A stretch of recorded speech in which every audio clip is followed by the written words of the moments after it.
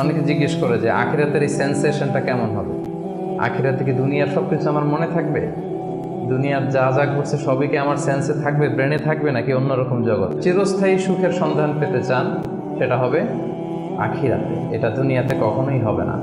এবং কোরআনের অনেক আয়াতে আপনি এটা দেখবেন, যেমন একটা আয়াতে আছে ওয়াম্মাল্লাযীনা সুঈদু ফাফিল জান্নাতি, লম্বা আয়াত। তারপর আল্লাহ বলছেন আতাআন গায়রা মাজযুদ, মানে জান্নাতে যে নেয়ামত আপনাকে দেয়া হবে এটা হচ্ছে আতা, এমন একটা রিওয়ার্ড বা এমন একটা গিফট যেটা হচ্ছে গায়রা মাজযুদ, এটা কখনো কাট আপ হবে না, আনইন্টারাপ্টেড গিভিং, কেউ ইন্টারাপ্ট করবে না এটাতে। আপনি যা চান, যেভাবে চান, যেটাতে আপনার সুখ হয়, শান্তি হয়, ওটা আসবেই, এবং আসা যে শুরু হবে এটার কোনো দিন থামবে না, এন্ডলেস।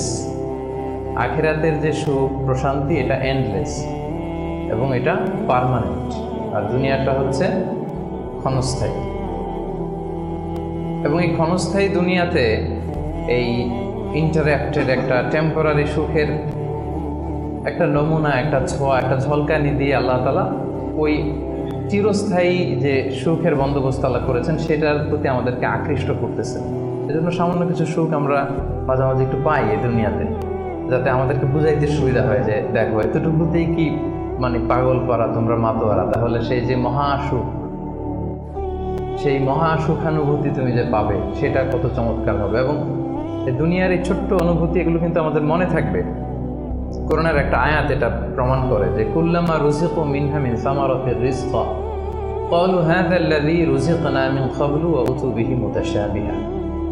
আমরা যখন জান্নাতে যাব, আমাদেরকে জান্নাতের যখন কোনো ফল দেয়া হবে, লেটস সে অ্যাপেল দেয়া হলো খাওয়ার জন্য, এই অ্যাপেল দেখি মানুষ বলবে এই তো আপেল তো দুনিয়াতেও খাইছে, এটা তার মানে দুনিয়াতে যে খাইছে এই সেন্স কিন্তু আমরা ভুলে যাইনি।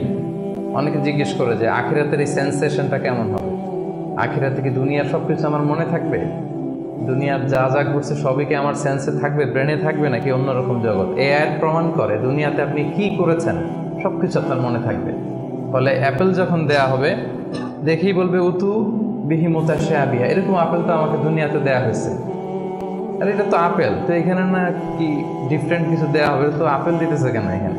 আপেল অনেকে আপেল লাইকও করে না দুনিয়াতেই, সেইখানে যদি আপেল দিয়ে আপেল দেয় বা কমলা দেয় হয়তো মানুষ এরকম প্রশ্ন করবে, এবং কোরআন তো সেটা টেস্টিফাই করছে যে হ্যাঁ, মানুষ বলবে যে এটা তো আমরা দুনিয়াতেই খাইছি, তখন আল্লাহ বলবে যে না, এটা অ্যাপেল, বাট দুনিয়ার অ্যাপেলের মতন। দুনিয়ার আপেলে একটা স্বাদ পাওয়া যায়, এই আপেলে হাজার স্বাদ পাওয়া যায়, মানে এটার ফিচারটাই আলাদা। এটা খেয়ে দেখো না, তো টেস্টি করো নাই, একটা বাইট দিয়ে দেখো যে কিরকম।